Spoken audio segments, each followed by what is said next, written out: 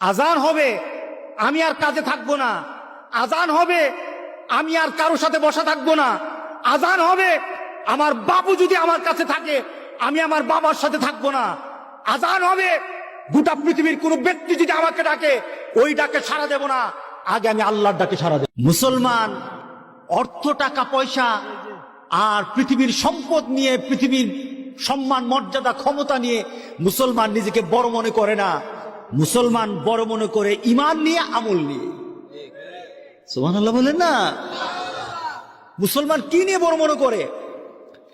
পৃথিবীতে যদি সম্পদ আর পৃথিবীর ব্যক্তিগত সম্মান নিয়ে যদি পৃথিবী মানুষ বড় হয়, তাহলে বুঝতে হবে সাহাবায়ে কেরামের কি ছিল,